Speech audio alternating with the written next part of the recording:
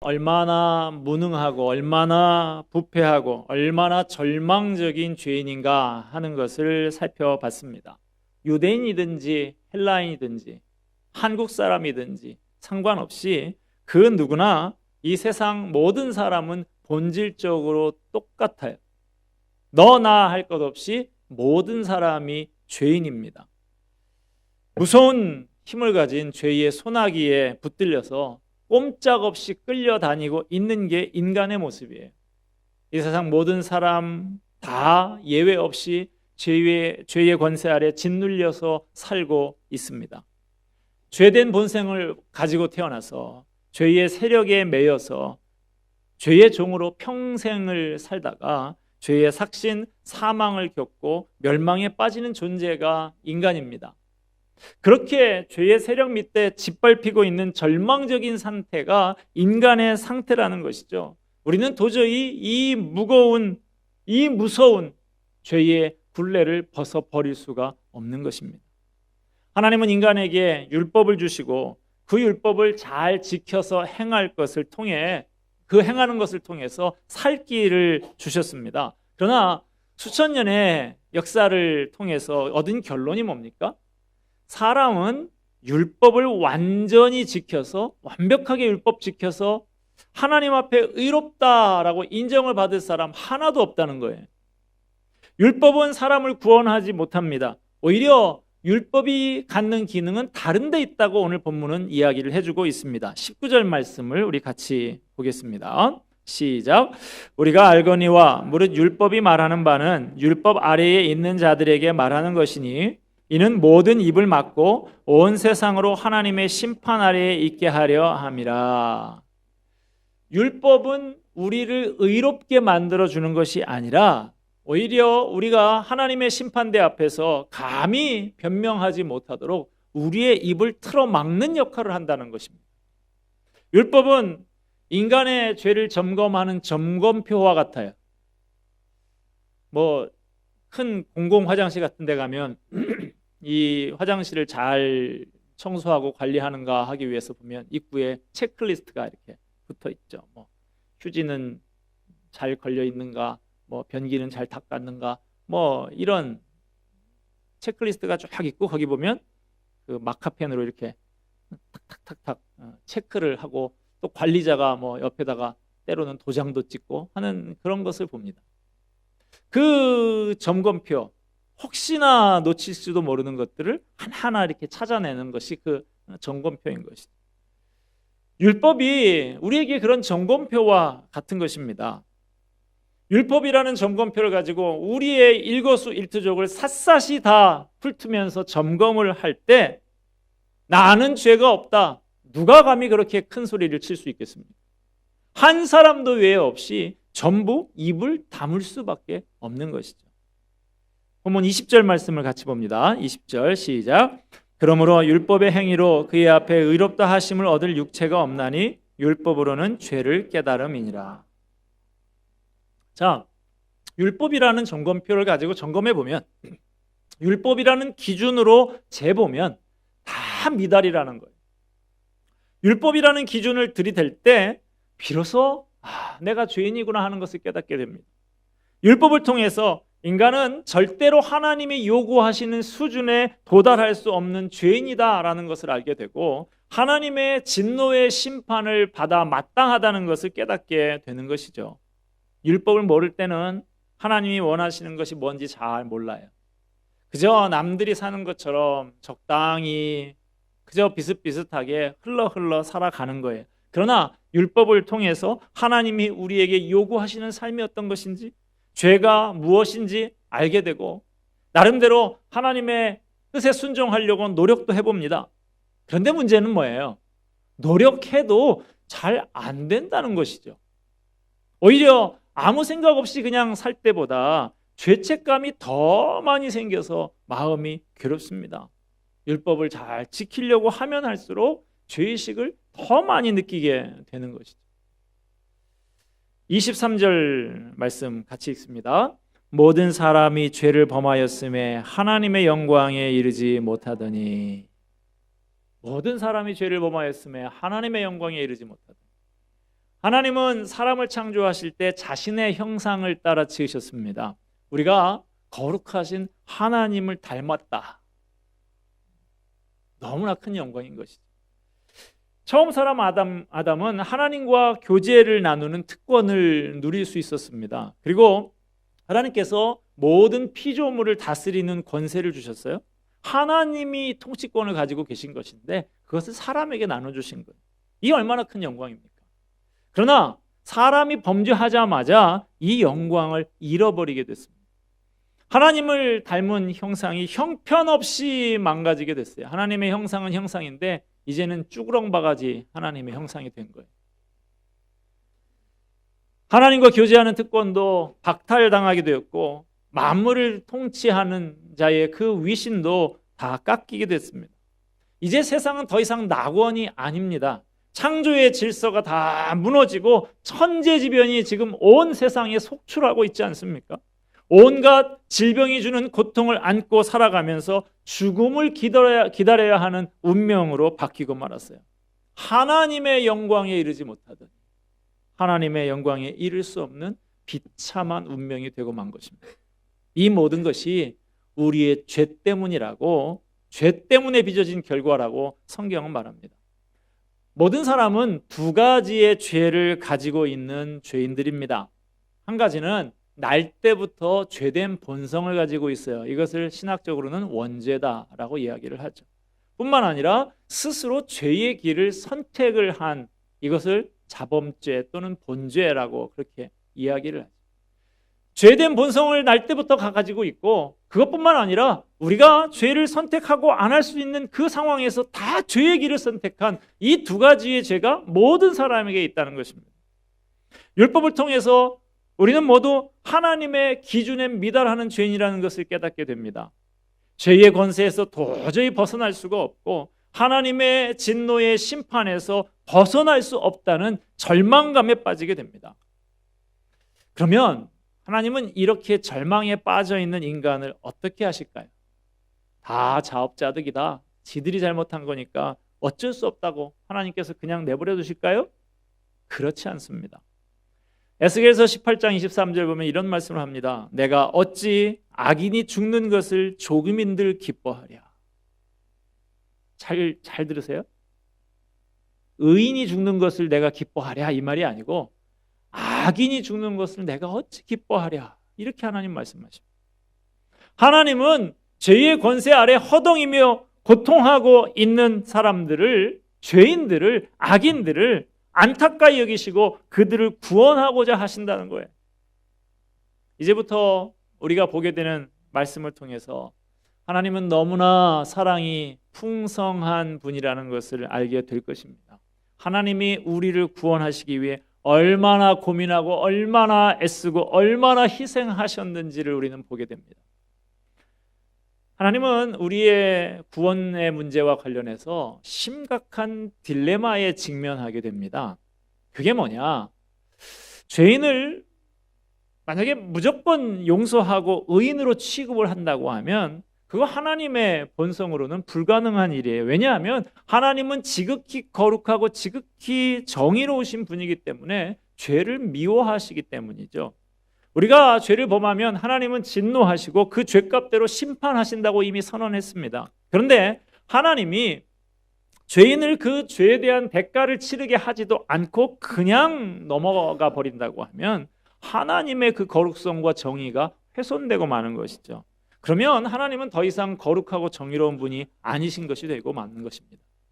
그렇다고 해서 여러분, 죄인을 정의롭게 있는 그대로 모조리 다 처벌하자고 하니 모든 사람이 다 죄인이니까 모든 사람을 다 처벌해야 되겠죠?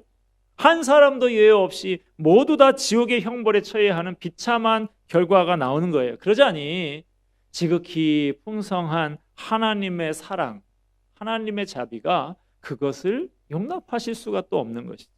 그렇게 하면 하나님은 더 이상 사랑의 하나님이 아니라 피도 눈물도 없이 차가운 하나님이 되고 마는 것이죠. 이렇게 하나님은 모조리 다 처벌하기도 곤란하고 그렇다고 죄를 적당히 그냥 두리뭉실 넘기고 갈 수도 없는, 이러지도 저러지도 못하는 진퇴양난의 지경에 놓이시게 된 것이죠. 그러나 하나님께서는 탁월한 지혜로 이 난제를 해결하셨습니다. 절망 가운데 있는 인간을 구원하기 위해서 사랑의 손길을 내미시면서도 하나님의 거룩과 정의에 손상이 가지 않는 길을 마련하셨어요.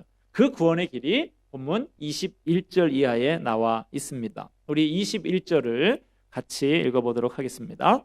이제는 율법 외에 하나님의 한 의가 나타났으니 율법과 선지자들에게 증거를 받은 것이라. 율법 외에 하나님의 한 의가 나타났다. 율법을 완벽하게 지켜서 얻는 의가 아니라 다른 방법으로 주어지는 하나님의 의가 있다는 거예요. 그것은 율법과 선지자들에게 증거를 받은 것이라 그럽니다. 여기서 율법이라는 것은 율법서, 모세 오경을 말하는 것이고요. 선지자들이라고 하는 것은 나머지 구약 성경을 말하는 것입니다. 그러니까 율법과 선지자들에게 증거를 받았다라고 하는 것은 구약 성경 전체의 지지를 받고 있는 그런 내용이다 하는 것이죠.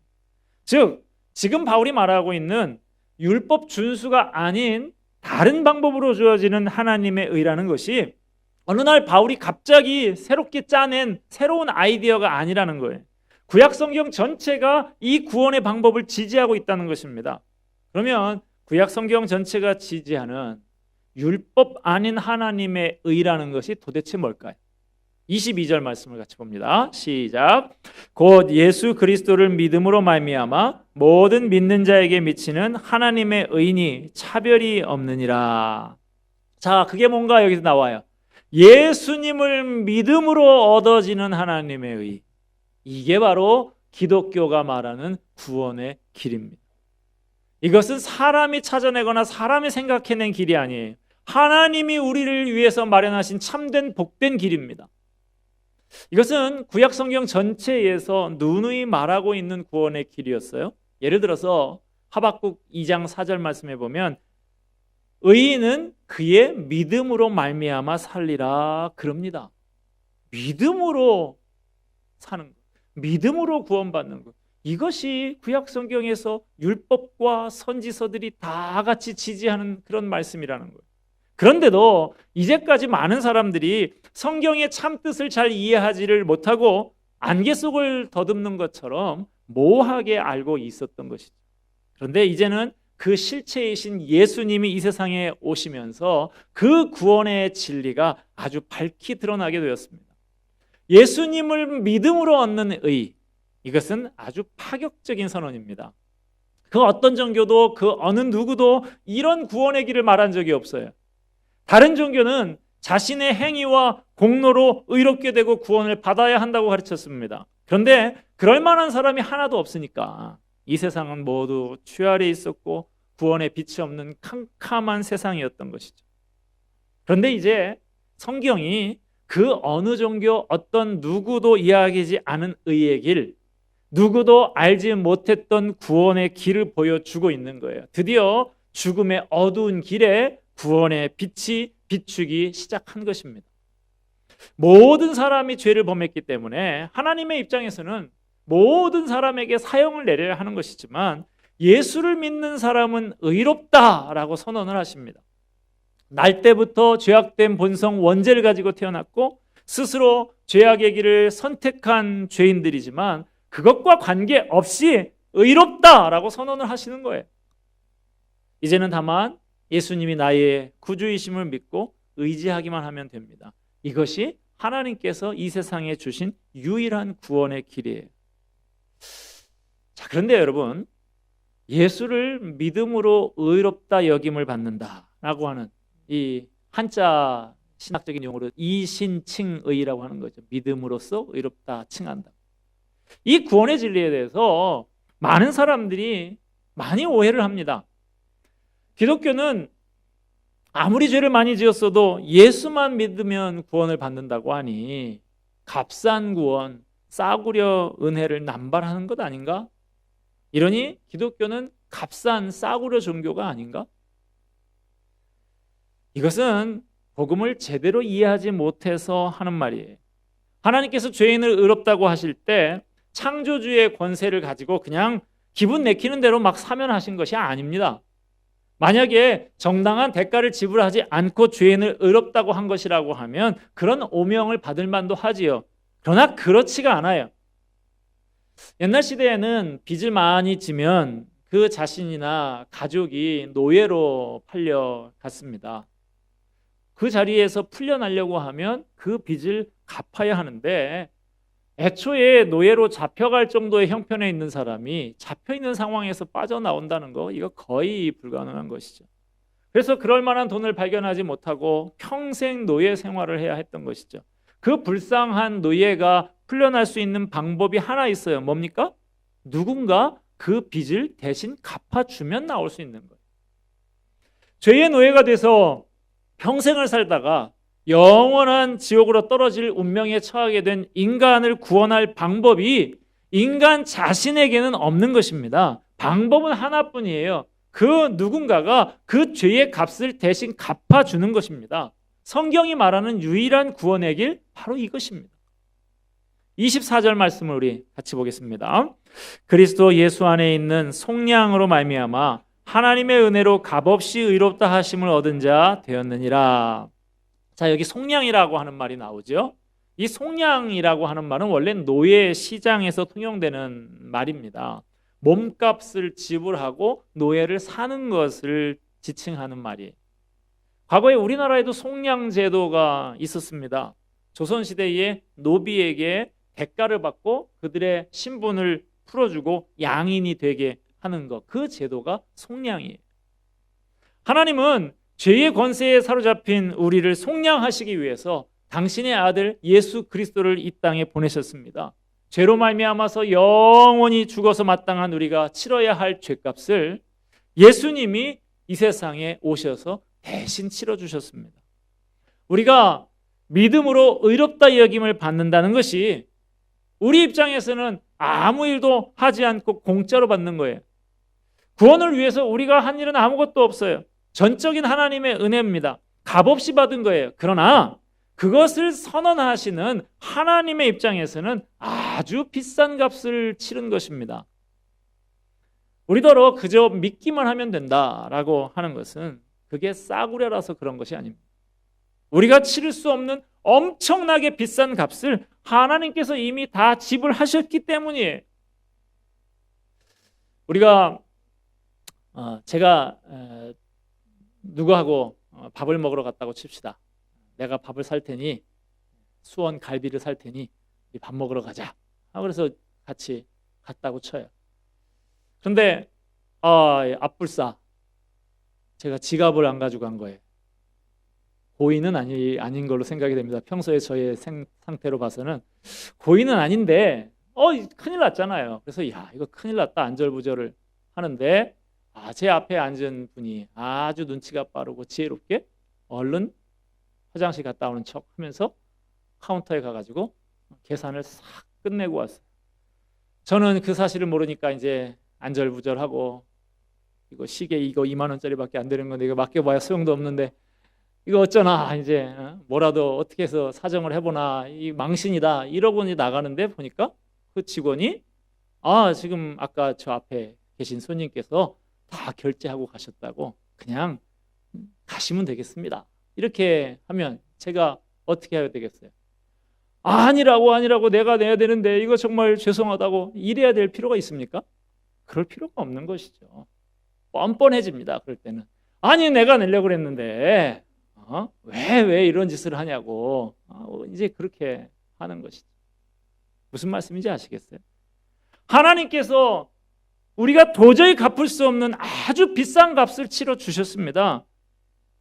하나님의 이 은혜가 결코 값싸게 베푼 은혜가 아니라는 거예요.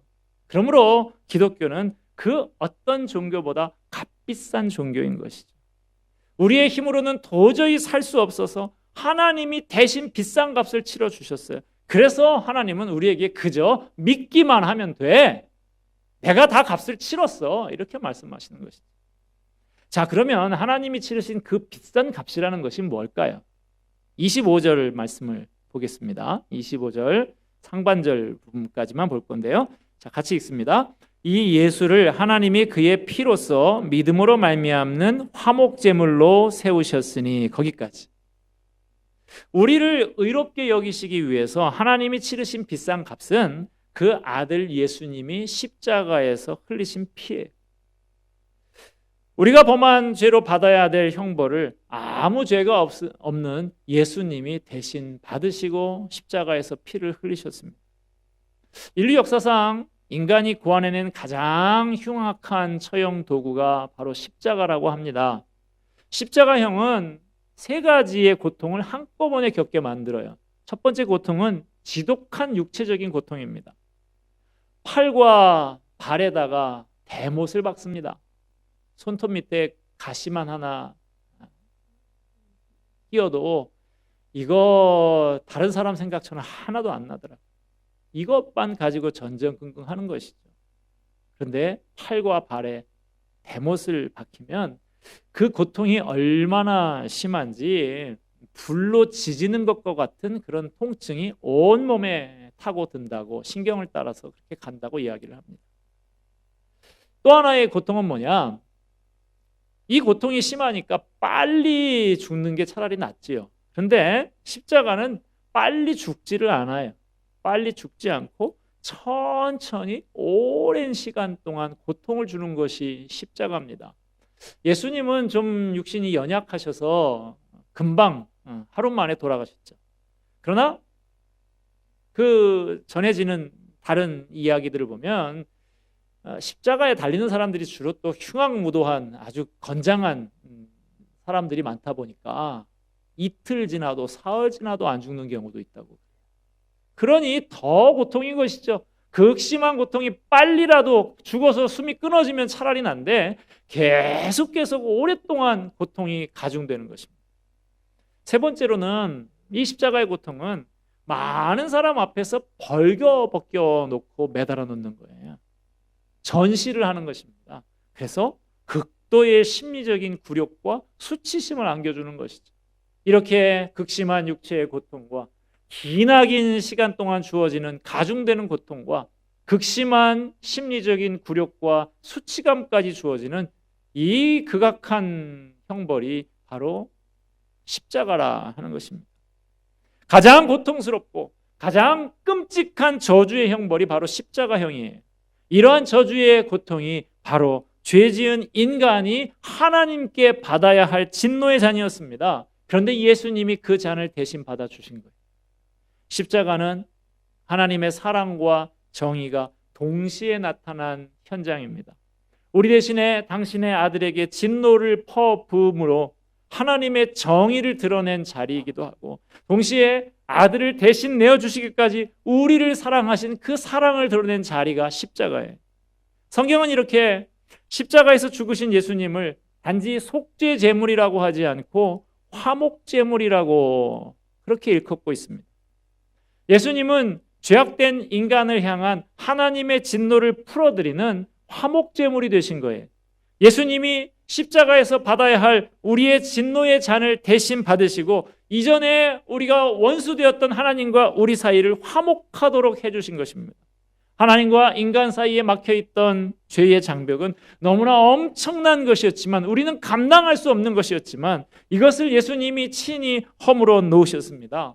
화목 제물이신 예수님이 흘리신 그 피로 말미암아서 하나님과 인간 사이의 장벽이 허물어졌습니다. 하나님과 우리 사이에 적대감과 진노가 사라지고 그로 말미암아 하나님과 화목을 누리고 화평하게 된 것입니다. 우리가 내 인생이 무너진 것과 같은 실수를 하고서도 다시 그래도 일어설 수 있는 것은 예수님이 나를 위해 화목제물이 되어주셔서 나를 구원하셨기 때문입니다.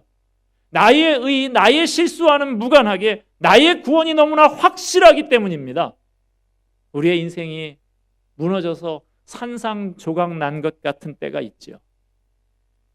중한 질병에 걸려서 인생이 다 무너지는 것 같이 느껴지고, 사업에 실패를 해서 다 망한 것 같고, 자녀 교육을 잘못해서 다 망친 것 같은 그런 순간들이 우리에게 있습니다.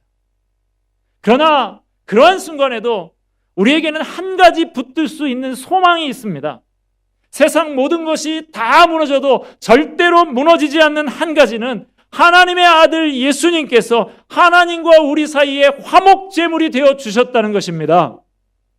그러므로 인생이 산산조각 난 것 같을 때, 다 망쳐버린 절망적인 인생인 것 같을 때 다른 것 바라보지 말고 화목제물 대신 예수님을 바라보는 저와 여러분이 되기를 바랍니다. 우리의 구원은 다시 말씀드리지만 절대로 값싼 것이 아닙니다. 하나님께서 엄청난 희생을 치른 후에야 우리의 구원이 이루어진 것입니다. 이것이 얼마나 큰 은혜입니까? 죄의 권세에 매여서 일평생 고생하다가 영원한 지옥의 형벌을 받아야 마땅한 우리가 하나님의 은혜로 값없이 의롭다함을 얻고 하나님의 자녀가 되고 그분이 다스려 주시는 백성이 되었으니 이것이 얼마나 큰 은혜입니까?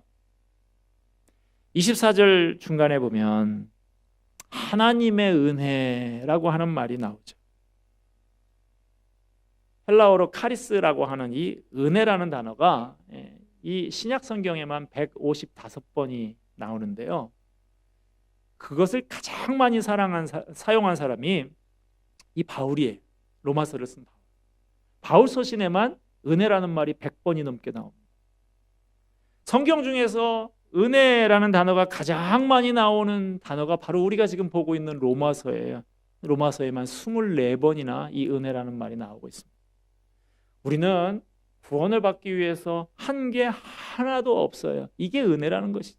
전적으로 하나님께서 하신 일을 그저 믿음으로 받기만 하면 됩니다. 그래서 은혜라고 하는 것입니다. 우리는 하나님의 이 은혜를 깊이 묵상하며 하나님께 감사하며 구원의 감격을 마음에 품고 살아가야 하겠습니다. 불완전한 나예요. 이 불완전한 나를 의지하면 불안할 뿐입니다. 그러나 나를 위해서 아들을 내어주시는 희생을 하신 하나님의 은혜를 믿고 의지하면 그 모든 불안이 사라지고 우리 마음속에 은혜의 감격이 차오르게 되는 것입니다.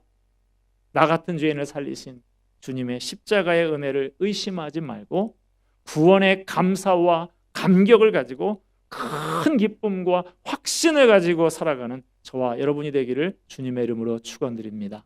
기도하겠습니다. 은혜와 사랑이 풍성하신 하나님 아버지,